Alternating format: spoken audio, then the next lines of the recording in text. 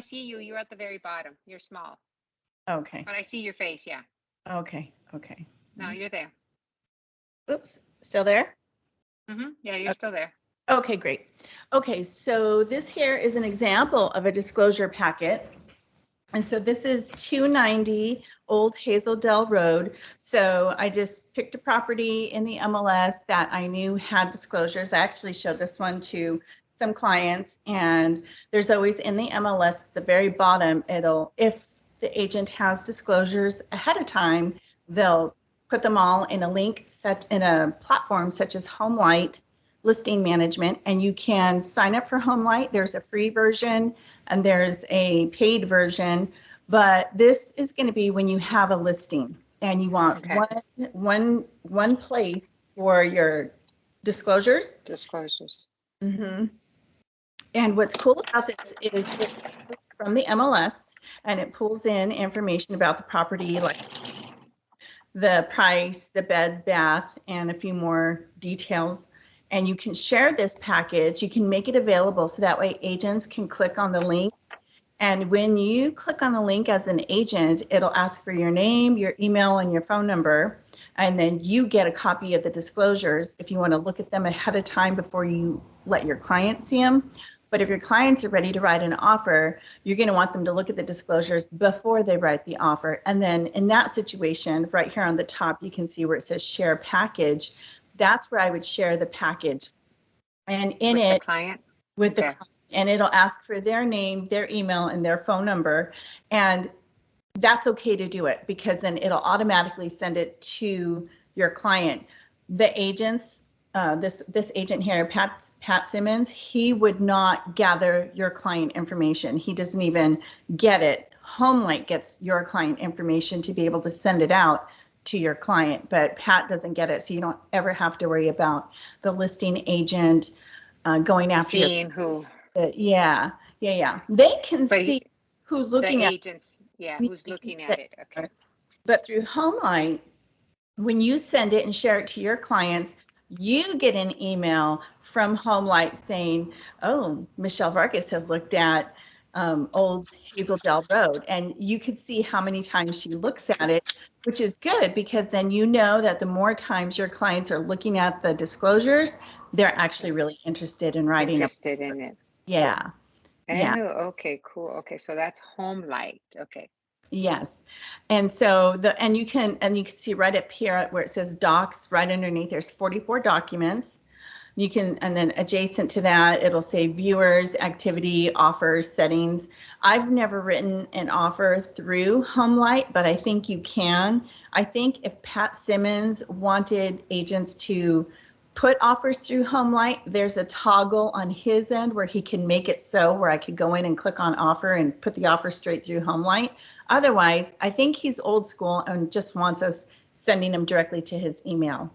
So just know that you can make that an easy breezy through HomeLight, or you can still have agents send you all the actual documents.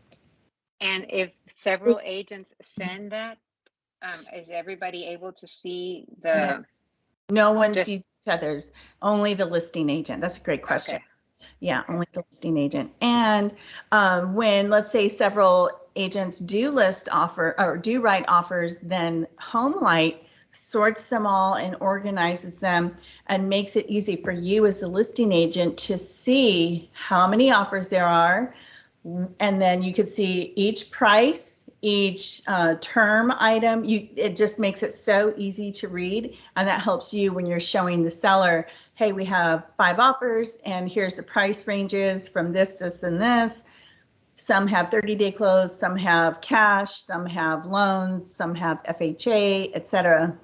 It'll lay it all out for you for the seller, so that way you can explain how many offers you have and the details of all the offers. Nice and easy. It makes it very easy because when you have more than a couple offers in your inbox, old school way, you have to print each offer out and highlight the terms, and depending on how many offers you have, you actually have to input all that information into an Excel spreadsheet. So you basically do what the system does for you. So yeah, it's really kind of cool. Yeah, but that's if they all submitted their offers through that, right? Yes, yes. If they don't, then okay. If they don't do it, then you have to do that other the Excel spreadsheet and put them Exactly. all in there. Yes. Okay. Yeah. I mean, Okay. you don't have to do the Excel spreadsheet, but I highly recommend it because it'll make it easier for you to keep it organized and be able to share the information with the seller. Right. Yeah. Oh, okay. So on the disclosure, it would have like the termites or any of all So those in, yeah, right here on the cover sheet, I'm just going to click on it so you can see. yes. He's got 5 pages in a cover sheet. So it tells you the property, it tells you all, and what's awesome about this is before you write the offer, you already know the address, you know who the agent is, their email, their DR, their phone number, their email. This is all the information you need for the contract. So this is perfect because you got all of that right there. And even better, he went one step further and put his preferred escrow information on here. So you can put that on the offer as well. So in that one section for who pays the county transfer tax, who's going to pay the escrow and title fees, et cetera, there's that one section to input a title company name. Well, you already know he's got title escrow opened with Stewart Title of California. So on the contract, I would write Stewart Title of California on And there. the escrow number and all that stuff. Mm, Oh, okay. yeah, so a On lot that of other this contract. information, Yeah. yeah, a lot of this information you could put on page 16 of the RPA. There's an escrow acknowledgement section. You could input all of this part in there. Even though the escrow people are going to fill out the remainder of that section, you could at least give them a head start. The RPA, which was the RPA? The residential purchase agreement, the Oh, contract okay. we're working on. Yeah, Okay, the contract. yeah. I was like, what? Thanks. Okay. Oh, towards the very end. Okay. Yeah. Okay. So then, okay. So that would be good because a lot of information will be on there. Yeah. And so what a lot of agents do, so like Michelle, she'll put, I don't know if she uses Homelight, but she might just have a plain piece of paper like this, but with all of the instructions on it of what she wants an agent to do. Homelight sorts it. So you have the agent information first, and then you have the escrow information here. And then now you see all the documents Yeah. that are in the disclosure packet, and you can see how many pages per document. Holy moly. There's a lot. Oh, this one's, yeah, extensive. And that's why I Why put, does he have so many? well, it depends on the property. It depends if it's a I mean, condo that's a lot. or a no. It is a Right? lot. Yeah. And then the buyers and the agent need to sign. Everybody needs to sign to say, yep, we received all of these documents. But This what's, is the home light with all the disclosures. yes. Well, so Homelight is the platform. You still have to go out and get all the disclosures, but it has placeholders for all the disclosures for you to input. So that way you can upload them to this platform and then it puts them in order like this. And then, so this is just the cover page, right? And then, Wow. Yeah, that's a lot of. So then Pat, when he did all this, he had to scan all these documents. yes, yes. Okay. So what's Wow. nice is a lot of the times you can download information like this first one, the MLS report. This is straight from the MLS and you can download it straight to your computer and then you can upload it to either Homelight or even SkySlope. When you have the transaction for EXP, you have to have a transaction folder in SkySlope. So if you download it from your computer, you can easily upload it and there's no scanning. That's technically the scan. So it's just click of your keyboard to make that happen. But I'll show you. Okay. Yeah, so you could see on here the MLS, right? You have to always print out an active version of the MLS. And he's saying, this is the MLS, this is what I have out there, this is why you came to the open house or why you might be writing an offer. These are the pictures that are in the MLS. But one thing you'll see right, oh, does it show it? Oh, it doesn't show it on this page because this page is the public facing page. On the agent facing page down here, it would have the disclosure link. But Yeah, I that's think I've seen it on the MLS. okay, perfect. Okay, so Yeah. this is just saying, here's the MLS, and then, okay, good. And then also, you know, I've been talking about Realist, which is also accessible through MLS. Once you go to Realist, they want you to print out they, meaning EXP, wants you to print out, most brokerages want to see a property history report on the property. So you just print out that report that Realist provides. And that was that 3-pager that you'll know is familiar. Like when we looked at Fugi's place, remember we went into, Yes. okay, that 3-pager. That's what this is. It's that So same. I would go in there and type in the address and go into Realist and then print out those pages and then upload them to the Sky Slope or is Yes. it EXP? Yeah, you would. So you would do it 2 ways. You would upload it to SkySlope when you have a listing, or if you already have the transaction that's already been accepted, that's definitely you're going to put it there in SkySlope. But then if you have a listing and you want to provide the disclosures to other agents for their clients, you're going to do something like this with HomeLight as an example. There's other entities, not just HomeLight. There's something also called AccuList. You can upload all your disclosures to also. I just happened to pull the one for HomeLight, but this will give you an idea of what it looks like. So you would do it, you would upload in 2 different spots. Okay. And the Realist is just giving you all the history of the home. Is that the Realist? Is that the one that shows when the home was purchased and Yeah. Remember? yeah, is that the one you would run?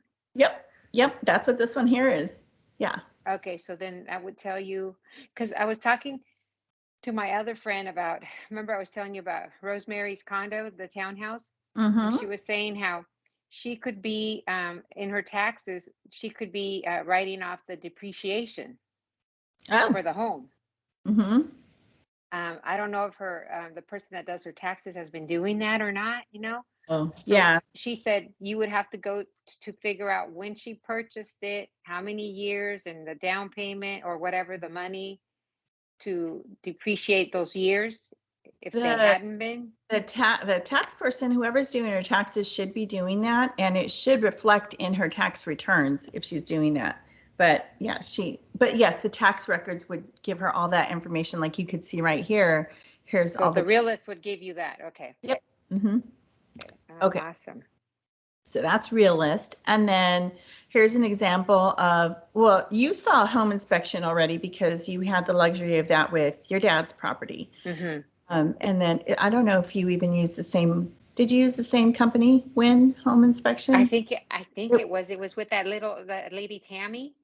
Oh, okay. Okay. This was with a different person, but okay. So for the purpose of No, the the, one that you gave me. I think it was Win. I think, it might be. Yeah. yeah, I think it was that. I think I saw that, but I'm not sure. Okay, so for the Yeah. purpose of the recording and in case anyone else takes a listen at this, we'll just describe what's in a home inspection. And what is in a home inspection are all the warranties from the home inspection company, the explanation of their terms that they use in the inspection. They have contact information, where the site is, the buyer agent information, if there is one, the listing agent, whoever is ordering the inspection, their contact information will be here, client's information up on the top right, who the inspector is, their email, etc. And then they have their disclaimer information. Most home warranty companies put their summary section either at the very front or at the very back. And if you have a very thin or not that many pages of a home inspection report, that's good. That means the property has little repair or little damage, or it's pretty much in really good shape. You can see this one has 44 pages just for this report alone, which tells me a lot. There's a lot going on here. It's a big property. And what a home inspector does is they go inside the home, they go on top of the home, they go underneath the home, they go where they can access, but where it's not dangerous for themselves. and or if there's personal property in the way, they don't touch personal property to investigate the property or inspect the property. So they'll do their best, and then they take photos, and then they give information like attention, window covering, employees' cords of operation. They've been instances of injury. Basically, these cords can be a strangulation issue. If you have toddlers, especially if they're really long, they're supposed to be cut or put up on a little hook somewhere where little ones can't get them. So things like that, they have to know anything that's a safety and hazard issue. Anything that's a safety and hazard needs to be talked about, looked at, discussed, whether definitely you want to look at those safety and hazards. You want to see how big they are, what the information from the inspector is. Do they think that it's an easy fix? Do they think you're going to need a professional other inspector? You know, do they think, you know, is something out of code? As an example, right here, these deck stairs and the railings are not per code. They may have been per code when they were installed, but what is failing on here and what they're calling out is it doesn't have a graspable handrail, something more slimmer and rounder for, say, an elderly person, because that wood is about 4 inches across, and maybe an elderly person with arthritis might not be able to grasp it well enough versus if it was a round rail. So they do their very best to cover themselves by sharing all this information. And it's good for you to know as an agent, like they're going to do that. And when the house was built, it was to code, but when they're inspecting their property, they're inspecting to today's code. So oftentimes when you see something that says it's not per code, they're talking about today's code, which it is, it's neither here nor there, because they have, you know, they have to put it in there. But it's good for you as an agent to know that, because once you know that it's not to code today, if depending on what it is, if this had termites ridden throughout, then it might be an issue for a cost repair for a buyer. Maybe they're putting all their money in on this and they don't have enough money to fix this repair. Then that might be something you want to call out and say, hey, seller, we're going to request that you repair this stairway here from the deck. And if the seller's unwilling to repair it, then you can say, you can repair it, or can you give us $5,000 to get it repaired? And they may say yes, or they may say no, or they may have another number in mind. But it gives you negotiating tactics, information, leverage to help with your client and the offer and the terms. Okay. Yeah, so then, and they go throughout the entire house. They put the electrical little stick into all of the plug areas, and it turns light. The light turns on when it has power to it. It doesn't turn on if there's no power to it. And then if there's an electrical issue, they'll say, like here, GFCI protection. It doesn't have the click switch. So if there's a power outage and you plug something into it, you're not going to get shocked right afterwards if you have the GFCI. If you don't have the GFCI and you plug something into it right after a power outage, there might still be electrical current in there and somebody could get shocked. So that's why they make a big deal about the GFCI protection. So it's not, I have an electrician's son, so it's not a huge deal. It's just calling an electrician out, easily changing that plug out with one that has the GFCI, doing the wiring behind it. It's an easy thing for them to do, and it doesn't cost too much money, but just something to be aware of. Usually those are issues in kitchens and bathrooms. Those are usually, if the house here, like these are low, to me personally, I would say it's not an issue for me, but it's probably a good thing to have in the bathroom and the kitchen area. Bathrooms for where like, it's wet, right? right? Yeah, the water. Exactly. Mm-hmm.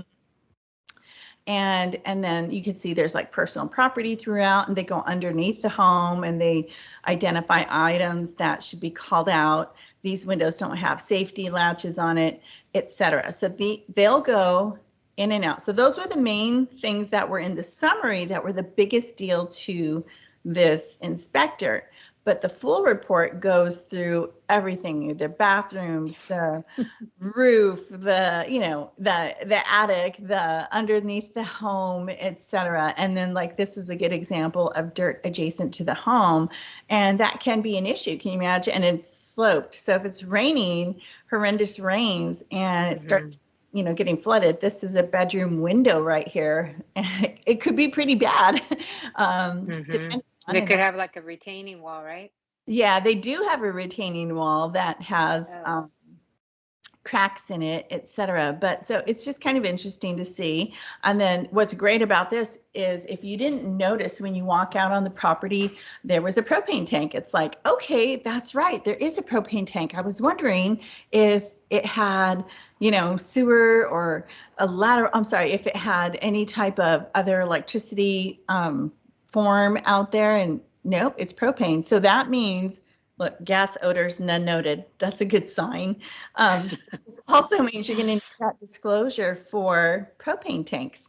And that means that whatever gas that's left in the propane tank may need to be, you might need to pay the seller for what's left in there because, or they're going to get reimbursed from somebody somewhere, because if they paid $800 to fill that and they only used a quarter of it, then they need to pay it for that remainder that's in there. Are those propane tanks, are they left like that, visible? They're not covered or anything? They're like open like that? They're usually open like that. Oh, Sometimes okay. they're covered with bushes or plants or some kind of maybe fencing. Usually they're open. And even if Oh, okay. fencing around them, it would be maybe an open top fence, just so like little kids couldn't get in or around it along the sides. I've actually, I don't think I've actually ever seen one cased with a fence, enclosed with a fence. I definitely have seen them open or covered with bushes surrounding them, but easy, still easily accessible. Um, and then we don't know if it's leased or owned, so that's definitely a question that would be on that. For the propane? Right. Yeah, we would need to find that out if it's leased or owned. And it might say in some other document on the TDS, it would probably say on the TDS. If it was, or the SPQ form, it might say it on there as well. Oh, so you can lease propane tanks? You can. Oh, I thought you would have to buy one, you know what I mean? Like, No, you rent them because oh, it's kind of like cable TV. There's Dish and then there's Spectrum. Maybe you're doing great with Dish and then they mess up and you want to switch over to Spectrum. The same thing with propane companies. Sometimes they're great, some they're not regulated really. And that's a whole market that's not really policed by anybody particularly. If you move and you own a propane tank, if you move and you are leasing a propane tank, wherever you're moving to, you want to get your next propane tank set up at least a month in advance if you can, because you can't say, oh, hey, AmeriGas, I'm moving next week. I need you to move my tank over here to this next property. He'd be like, well, yeah, you know, we'll get to it when we can, or like 3 weeks from now, because they don't have anybody here. They have like their main corporate office in like Indiana or something. So yeah, it's very different when you have propane tanks. You have to be on it. wow. Yeah. Okay. And I think for Santa Cruz County, there's probably only 3, I think, different propane companies. Some are better than others, but that's, you know, you kind of get what you pay for. And then, but people switch around when they start getting messed around with AmeriGas, then they'll switch over and go to Dassel's, or they'll switch over and go to, you know, wherever the next place is. So, yeah. Oh, okay. Yeah, I'm not familiar with the propane, you know what I mean? Mm-hmm. Yeah. But And you then, don't actually take the tank with you. You just take the service, right? Like, exactly, the okay. service. Yeah, unless you own the tank, then you would take the tank with you. Then you would want them to pick it up and go place it at the next property. You own it. That sounds like it'd be a pain, right? That's not Yes, normal, is it? Yeah. it does. But even if you rent it from them, you still have to set up a new one to your new place if it doesn't have one. So, but it might, Oh. yeah, it might happen. But just so you know. Okay, so then it also opens up the breaker box and shows you all what's going on. And so there's lots of details in the home inspection report. So I just wanted to give everybody an idea of what inspection report looks like, how detailed a home inspection report can be, and the different things that they cover through a report. I just want to scoot through the very end, and that's it on this one. Okay. That one had a lot. Yeah. That was a lot. The next one would be. He even had the oven on there, right? He did. Yeah, he turned it on. What was wrong with the oven? I don't know. Oh, wow. Okay. So then you have pest inspection. You have to have a pest inspection, or if your buyers decide not to get a pest inspection, then there's a form from Zip Forms called a BIW, Buyer Inspection Waiver form. And in that form, it will say that they're waiving the home inspection and the pest inspection. That is a form you would use in a case like this where the home inspection and the pest inspection are provided for you. However, and also you would definitely need that form if the inspections were done 60 days prior or more than 60 days prior to the acceptance date of the contract.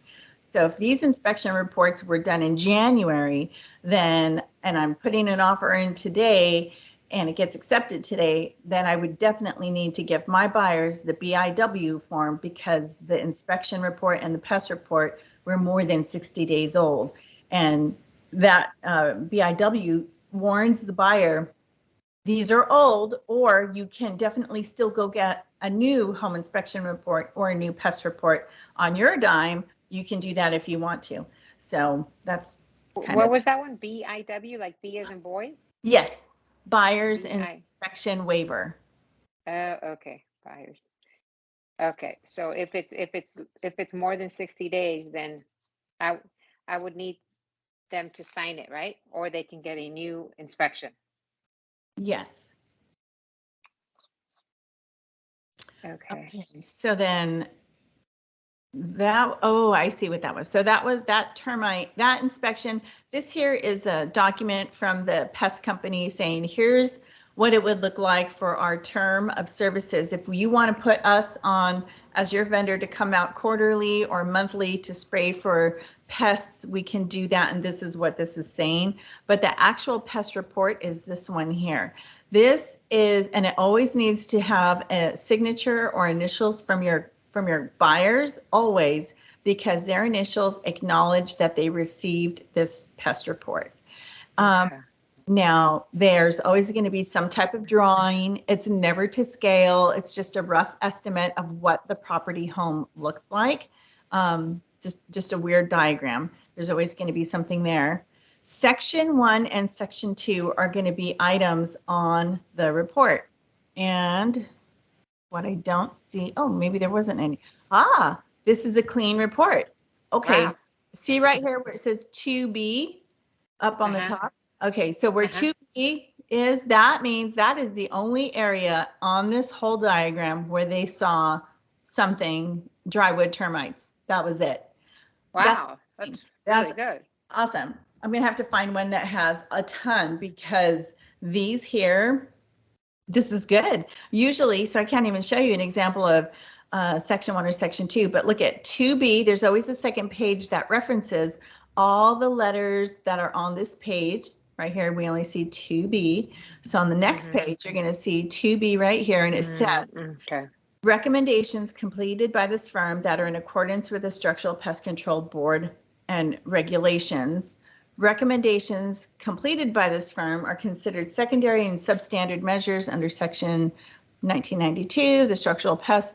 There's nothing here. They had to put something down. There's nothing there. There's recommendations, there's no recommendations. Basically, it wasn't enough for them to even put a cost associated with that one. Maybe they saw one termite. So they can't even cost of what it would cost to remediate that because there wasn't enough for them to remediate. So that's good. It's got no termites. Now, if we go down here to this next one, septic inspection. The septic, yeah.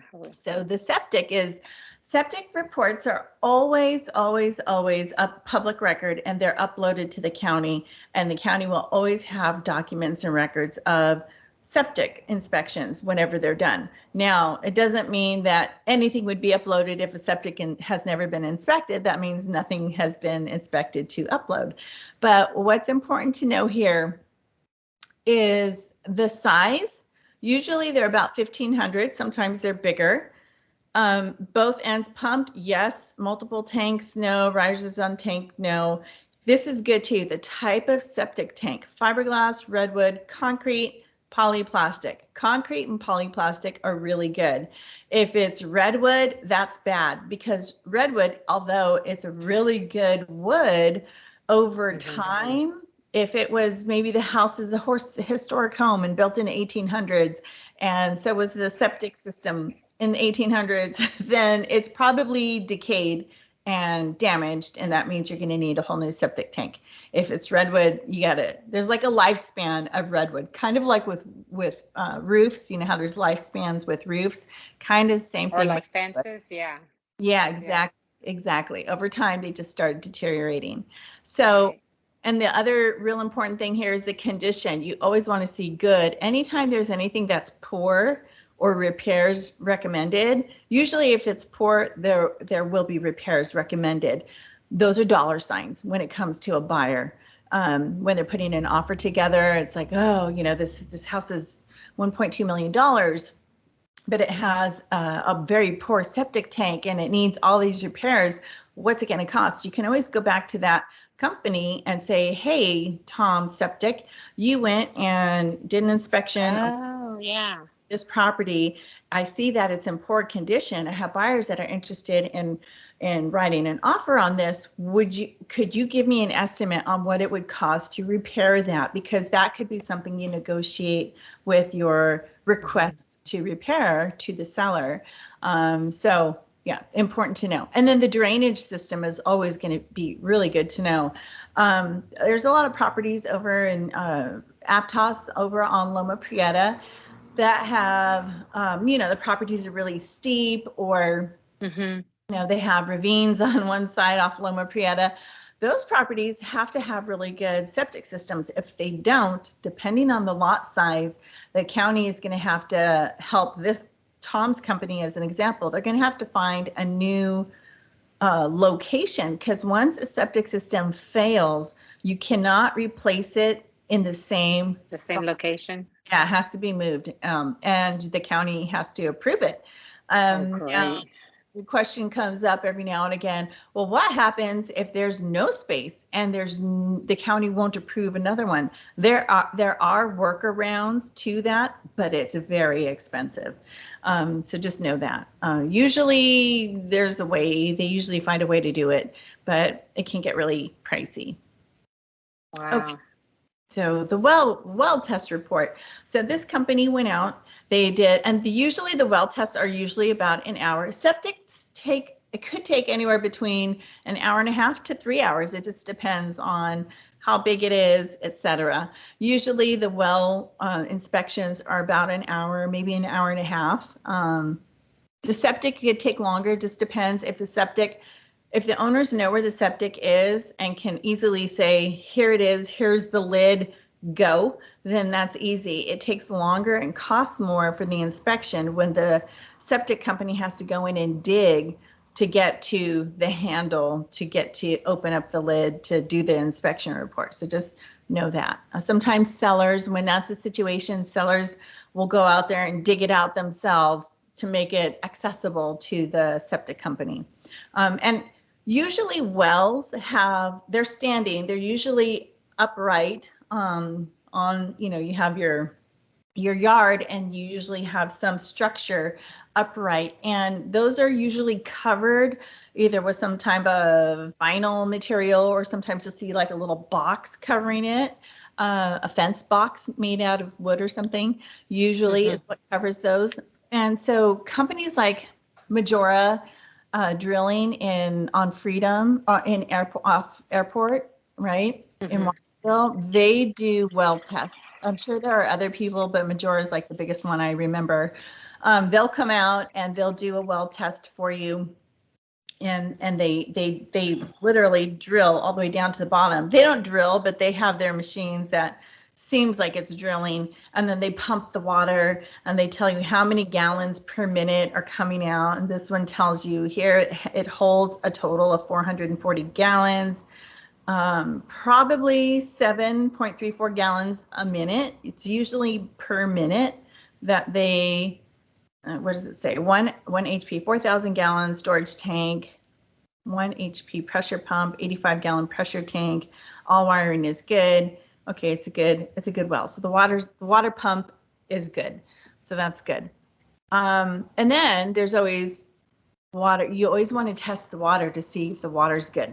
Monterey County, these things are horrible. The water's awful out here in Monterey County. So you'll see, not that you'll know, absent, okay, that's good. If it indicated that there's bacteria in the water, it would tell you that it had it.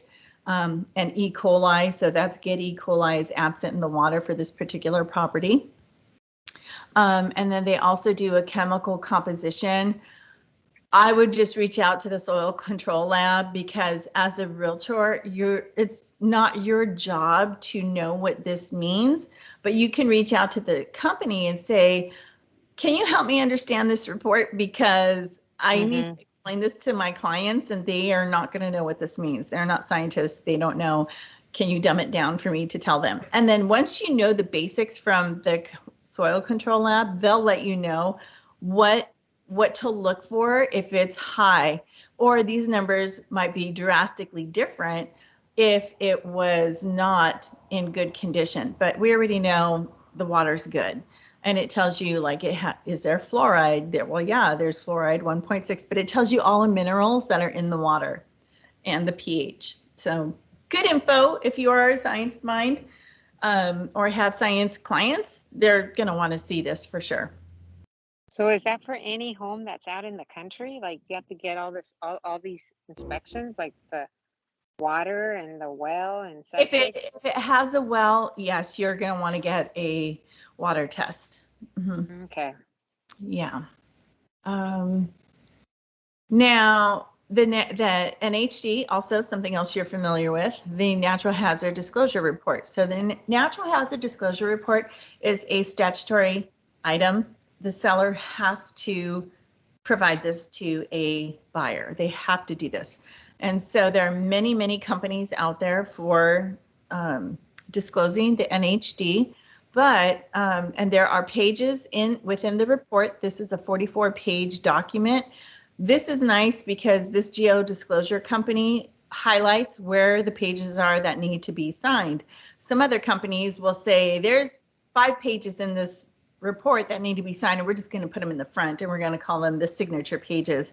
That way, when you have to put them in something like this, you just pull out the signature pages and then you upload them to the system. So that way it's available and ready for your clients to sign versus having to go through the report. However, you definitely want your clients to go through the report. And you also want to go through the report to take a look at everything that's in here. And it breaks out all the different things that are comprising the natural hazard disclosure. Things like radon gas, fire hazards, geological hazards, flood hazards, statutory, information, pool barrier. Very important. If you're in Santa Cruz County, you need to have a pool barrier. This map here will tell you if the property is on a fault zone. What I like to tell clients, especially in California, is you live in California, there's a probability there might be an earthquake. Now, there are actual fault lines and homes can be placed on the fault lines like San Juan Bautista. There are homes right on the San Andreas fault line. And as you can see here, it looks like so is this house. It's on the fault line. So That blue line right there? Oh. Yeah, the green line indicates the property. Oh, the green. Yeah, Oh, okay. and then all of this red area here. So look at this with the candy cane stripe, county fault zones. So all of this area stripe okay. is All a those fault lines. zone. Okay. Yeah. So the Oh. house is smack dab in the middle of it. So if the buyer buys this, then they need to reach out to their insurance company and say, 1, will you insure me on this property? 2, can I buy earthquake insurance in addition to my regular insurance? And they might say yes, but I already know that this house is also in a high fire zone area. So they're going to need earthquake and higher insurance rates because of the fire zone. Where So is it at? This one. this one's in Corralitos. Oh, okay. Oh, Yeah. up in the mountains. Mm-hmm. And Okay. then, so always on these NHDs, you want to look at all the yeses and all the nos. Anything that's a yes, you really want to pay attention to. So yes, it's in a wildland fire area. Yes, it's in a fault zone. Yes, seismic hazard area. Yes, it's an ag resource area. So maybe they spray. They might do spraying, right? So all of these yeses are going to be important, especially if you have people that are, and I've come across people that are, they can't be near like electrical poles. The people that want to live off the grid because they can't be around any of the pollution, like the electric poles, the telephone poles, the anything like that. Sometimes stuff like this really affects their physiology, their actual body, um, their physical self. Mm-hmm. So things like this can be important, and it's going to be costly for them to live there because they're going to have to pay extra for insurance. Just living there. Mm-hmm. And then things like, let's see, very high wildland fire area. And then, no, it's not too typical for tsunami or airport. It's out there, so you're not going to see all that. And then again, it kind of covers the bases again, where everywhere it said yes, it gives you in color all the different sections to, it's like, Where you okay, need to initial. yeah, yeah, then the seller signs it, the listing agent signs it, and then the buyers sign down at the bottom. And then it goes through all of the different, these are really good to go through because they have so much information that you never would have even considered. And then hyperlinks to all of the different things that might be important to them. This one's talking about Newell Creek Dam Project. Example, Morgan Hill. There's a huge dam over there, the Coyote Creek Dam, that is very important. And that's a huge disclosure for anybody buying property in Morgan Hill, because if that dam breaks, it is going to affect pretty much all of Morgan Hill and maybe even part of Gilroy because of the creek that runs from Morgan Hill to Gilroy. So very important disclosure to pay attention to. Some things you would want to pay attention to, like Capitola Village, it floods there all the time. Any major rains that happen, so the water coming down from Bonnie Doon and Felton and all those areas is going to come down, it runs down, right? Water runs downhill. So where they always do the Begonia Festival, where does all that water come from? I don't exactly know, but I know it comes up from the hills and whatnot. So if something happens up there, it's going to trickle its way down and it's going to affect the land. So there, anytime a home is near water, you want to be aware of especially if there's a dam or any particulars when it comes to any of the links for safety or risk management, et cetera. So, and then also like in Rio Del Mar, there's some houses there that are considered tsunami zone down there by the flats. So yeah, so things like that you'll be aware of, and this will tell you and give you detail and give your clients detail. Like it's good to just see the different, like the images even that they show and what you should do as a homeowner. Because if you're a brand new homeowner and you've never done anything like this before, it's good to have some idea, especially if you don't have like a dad or an uncle or a brother or somebody who knows about this stuff to share and show you, then this is going to be good information to know. And then again, links for CAL FIRE, et cetera, wildland action plan. This is an action plan you can click on, and it's like a little workbook, and it shows you what to do in case of a fire. And state level, so it had local level information, and then it goes to the state level information, which is like their earthquake information, and radon gas potential, what to look for, how it can enter your home. Here's a great visual of how it can happen. Things like this are going to be really good to know and share with your client. Subject property is not in an occurring asbestos or ultramafic rock zone.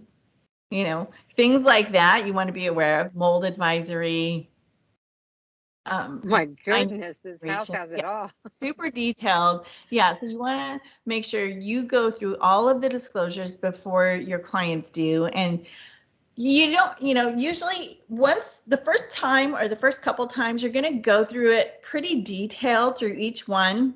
And then after a while, you're going to get the gist of what to look for, what could be a hazard, what to point out. And things are going to be dependent also on your clients. If they have a lot of health issues or immune compromised, then certain things really might affect them that they may not want to look at this property because it's got all of this stuff happening to it or really bad mold. And if they're immune compromised, that's not going to be good property for them. So you take the ownership as an advisor, as a real estate advisor, to let them know, you have immunity compromised systems here in your body. So you really shouldn't move. I mean, I wouldn't recommend moving into this home because it's got a lot of mold. Totally your decision, but I'm just letting you know, here's what it says. And everything's always going to be their decision to make. But then the environmental disclosure, they're going to take a look at all that. A lot of it seems redundant, but then some of it is good to know because there's situations where I think mine actually says where I live now, I'm like within a mile of gas and oil. And if there was a leak in the little gas station of their gas tanks, and that gas could sit in the dirt. That means anything I grow might be have some hazardous dirt on it, et cetera. So it really affects people if they have sensitive systems. Most people are fine with a lot of things, but for the people that need to know or want to know, these reports are important and they're there for a reason. So that way you can say you cover all your bases. Just in case, I know you're not immune compromised, but just wanted you to know there's a gas station within a mile. And if there's a crack or a leak, there could be gas seeping into the dirt. You can't ever say, never told you, it's in the report.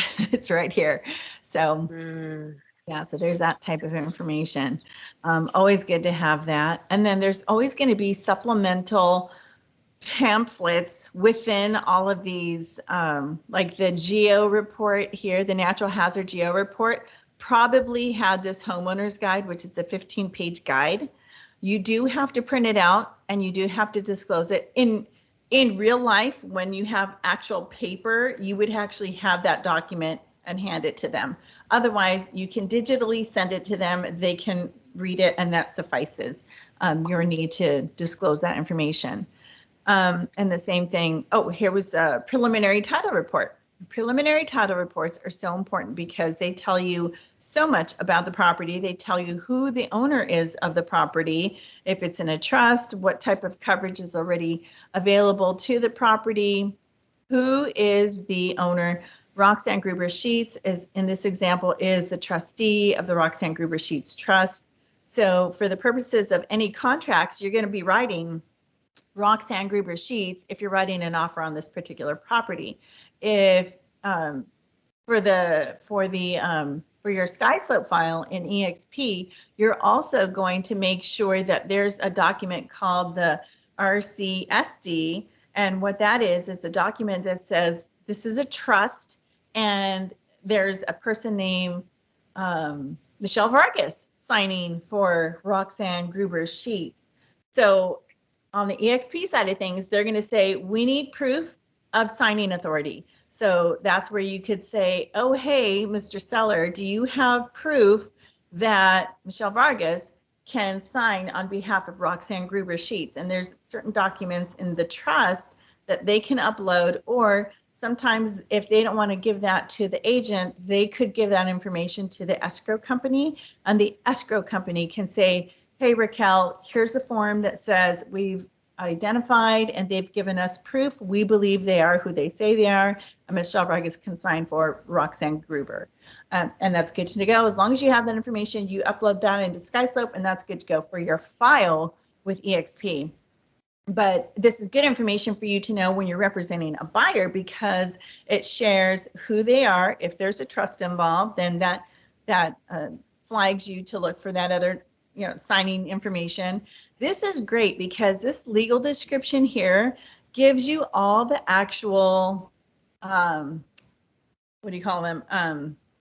the directions, the mapping directions, south 89 degrees, 45 feet, west 77. It gets very detailed that way. That's perfect for the people and the properties where you really want to go out and stake your property. When you get a land surveyor to come out, these are their instructions right here. This is what they're going to look out with, you know, how they have a little tripod and that little thing that they look at.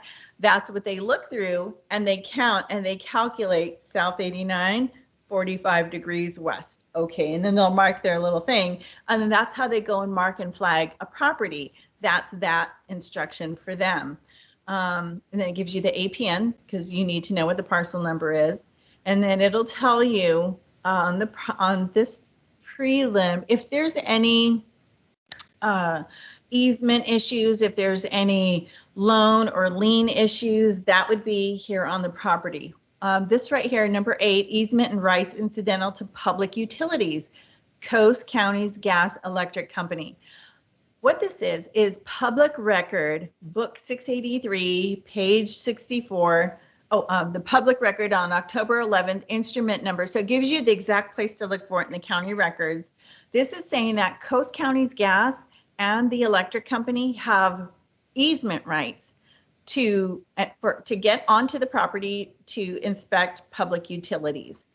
So you might ever see a PG&E person come onto your property and you can be like, hey, whoa, I never called you. What are you doing? And they could be saying, I'm checking your meter. And you're going to say, well, nobody told me. PG&E sends post mail to people's houses and people always think it's junk mail. That's the fault of the owner if they didn't read the mail because they were notified. But the utility companies have every right to walk onto your property, to look at the meter, to mark the meter, because they have to make, that's just part of their job. They have to make sure what the meter count is today. They have to do all that in order to be able to bill you correctly. And a lot of homeowners don't believe that that's true. Any homeowner that signs a preliminary title report, in that title report, every single one of them will have some kind of easement right to the public utilities, the water company, the electric company, the propane company, things like that. Those people can effectively walk onto your property without your permission, FYI. And then, so anything that, let's say there was a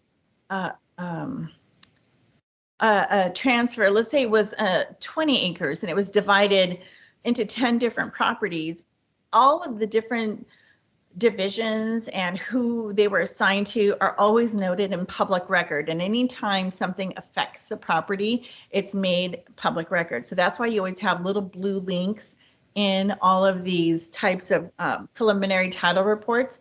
As an agent, you're going to want to click on the blue link, print it out, or maybe not print it out, but download that information so you can upload it into the system like this HomeLight and provide it, because you want to do everything you can to provide every single disclosure possible on a property, because there might be a buyer that says, I never clicked on book 4667, page 328. I never saw that, or I didn't know it was clickable. So it's up to their agent to give them that information, or, you know, well, some brokers are going to say, no, it's not. Some brokers, it's like a gray area. Some brokers are going to say the buyers have to do all of their due diligence to research the property. It's the buyer's responsibility to click on the blue link. But as a listing agent, it's a little tedious, but you cover yourself by clicking that blue link and providing it for them. Make it one step easier so they don't have to click it. It can be tedious, so it's a little bit of a gray area and it can go both ways, but I say click them and upload. Click all the blue things? I would, to upload them. So that way they initial all those pages and they say, okay, we received them all. They can't say they never received it if you provide it to them. So there's that. Item 13 on the prelim. So when you click it, what happens? It creates another form? Sure. No, it opens it up. So now it's going into the county records and it pulls up that book page, and it's telling me Coast County's Gas Electric Company, that 47-acre tract of land described in that certain trust deed between George and Anna Ivankovich, parties of the first part, Charles P. and L.P. Sikuth, parties of the second part, and A.L. Scourge, party of the third part. So there's 3 people involved. August 25th, 1930, in volume 182, page 256 of the official records of Santa Cruz County. So this is when $1 for the price of $1, the undersigned paid the receipt, whereas they acknowledge George Ivankovich and Anna Ivankovich. How funny the Ivankoviches actually owned this property back in the day. They owned this property and they paid. Hillary, didn't we go to school with the girl We did. Hillary? Yeah. I wonder if it's part of her lineage, most likely. Yeah. So anyways, that's what this does. It goes into great detail of what is in that one section. It has who signed it, when it happened. And then so the state of California recognizes this document. So this is what it says. So what I would have done is I would have printed this out and just made it readily available just in case, so they didn't have to click on that link right up at the top. And then had them initial it. Mm-hmm. Yes. So all those, yeah, all those little blue things. I would print them. Again, it's tedious, and I don't think a lot of agents do that because they just expect, hey, I'm providing you the prelim, their links are there, you can go click all the links if you want. And most agents will do it that way. I'm just a little bit more anal. And I want to get. So you would click on each thing and then give it to that person and have them initial every single form and then upload it back in there? Not back into this. No. It would just be part of your file. It would be part of your file. So in the SkySlope file for EXP, yes, those extra documents would be in the EXP file. So you would upload it to the SkySlope and keep all these documents in there. Yes. Okay. Mm-hmm. On item 14, you can see that they have a lien on a deed of trust in the amount of $318,000. Husband and wife purchased a property in March of 2003. And then this instrument number will show you their deed of trust from when they purchased the property. And at First American Title Insurance Company, Mortgage Electronic Registrations, Inc. as nominee for Plaza Home Mortgage. Plaza Home Mortgage, Inc. is who was the lender at the time when they purchased the property. So this is just saying they only had one loan on the property, but there was other information was recorded in 2010 because they bought it 2003. There was an instrument recorded in 2010. Maybe does not have been paid off in connection with another loan, and therefore eliminate deed of trust, title policy, steward title guarantee. So if there's any issues, you can click on the links to see what they are and dig further to see if there's anything that needs to be reconciled before you close escrow. It'll tell you what the property taxes are and if they've been paid or not. Usually they say, oh, this one here, property taxes for the fiscal year below are paid. Usually it says paid right next to each one, but that's okay. It still says it there. If there's any liens on the property, it would show here. What is this? In addition to county transfer tax, oh, this is just the different counties transfer tax information, good funds law. There's just some title reports are very, very lengthy. This one has 39 pages to it. So this one has my goodness.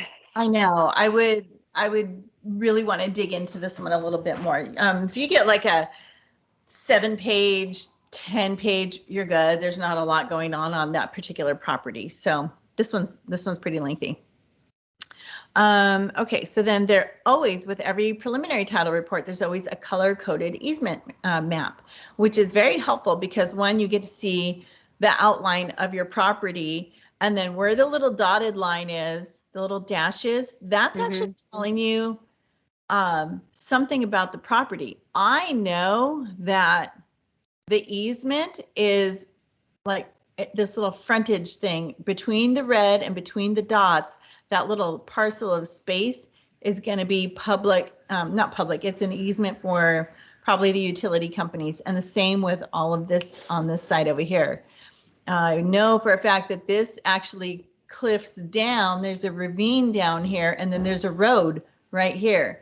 So all of this acreage sounds like a lot, but it's really not. They only have this little bit on the inside. So, and this is a property, remember, it's in that earthquake zone. So who knows how much of it will stay in an earthquake. Earthquake and fire, wasn't And it? Fire too? exactly. Yeah, Oh man, I know. There's so much. there's a lot of stuff. Yeah. I know. I mean, we're not going to get through all of it. There's a ton in here. There's still some. Okay, we've already been on for over an hour, and there are still so many more to go through. Maybe we'll pick up the rest of this next week because there's just so much to go through. Is this kind of like Really, this is a lot for a property, right? Like this is like a this lot. is a lot for a property. It truly is. I'll show you one I got for. Gosh. Let's see here. I got one for. Look, here's one, and Yeah, for. don't buy that one on Hazel. I know. Here's another one on San Andreas. Look at it. Only has 1, 2, 3, 4, 5. Yeah, that's a lot. Yeah. This one only has 7 items. The NHD, the prelim, septic. That's it. I mean, now they might Oh. add to it. They might add to it, but this is it. Some are like that's all you'll get, and some are super extensive, like the one we just went through. So And this one you found through a different one, right? It said Glide. yeah, so there's Glide. That is the one. That's that one that That Michelle Michelle uses, I uses. think. So one of the things I would tell you about Glide that I found out on the EXP side. So all of the managers for EXP do not like Glide because if you have to cancel out a contract or void a contract, they can never see any like if you're saying why it's canceled or why it's voided, they can't see that. They can't see who's sending it. All they get is a cancellation or a void, and then they're always hesitant to actually sign it or not because they can't see it. DocuSign they love because they can see who's sending it and if there's any notes in there at all, they can see it. But they also say, but we know DocuSign you have to pay for, so they don't promote it because of that. And what's the cost? Is that like unlimited transactions? You just pay a certain fee? Excuse me. Dry spot, I'm talking. Have some more water. Hang on. DocuSign is about, I'm going to say it's about $250 a year. I have Is that the one you use? That's the one I use all the time. Yeah. Okay. I thought about using Glide, but then once I heard that, I'm like, nah, I'll just stick with my DocuSign. And I do my own files. So I know a lot of people like using Glide because it because TCs can upload to any of these places. With Glide, you have to get in and out of every single file that you're taking a look at. HomeLight, the big one we were looking at, has an easier view method. Aculist has an easier view method. Yeah, I'm not a huge fan of Glide, but some agents are, so it's to each his own. And Really. DocuSign is the same as HomeLight? No. Different? DocuSign is a digital signature platform. Oh, okay. DocuSign is like DigiInk or DigiSign. Those are all digital signing entities. Okay. Yeah. And Glide is one of those too? Glide is has the signing, like ZipForms has DigiSign in it, or eSign. It has each platform has their own type of digital signature. If you bought DocuSign, you can incorporate DocuSign into those different platforms. I'm pretty sure. I know you could use DocuSign with HomeLight. I don't know if you could use it with Glide. I think you can, but I haven't used it. And as far as ZipForms goes, I use DocuSign through ZipForms. I think that the standard digital signature program is not DocuSign through ZipForms. It's a free digital platform. So again, you could use whatever you like, whatever's easier for you to use and maneuver in and out of. Yeah. Yeah, okay. That's another thing, right? Yeah. It's another thing. So that's that for today. Okay. Yeah, so we went through a lot and there's still so much to go through. I think next week, My. yeah, maybe next week I'm going to try and be more on the ball with getting us a property to meet at next Friday. And then maybe I'll just pull one of the reports out and in person we can go through one of the Yeah, reports. just not that one. Yeah, yeah. Oh, I mean, not the whole package, because that had, when I say it's a disclosure packet, it has all of the reports in it. I just mean I'm going to pull one of the things out of that entirety and then Oh. yeah, yeah. So maybe, Oh, maybe a okay. 3-page thing, you Yeah, know? yeah, yeah. Oh Yeah, my goodness. Yeah. yeah, Okay. yeah. Cool. Yeah, no. Interesting. Yeah. Yeah, there's lots to it. So I just wanted to give you a peek behind the scenes there. And anyone who watches this after the fact, let me know if you have any questions. Okay, Okay. well, thank you. Thank Thank you. you, Christina. Take care. Have a great weekend. Okay, you too. All right. Okay. Bye-bye. Okay, bye.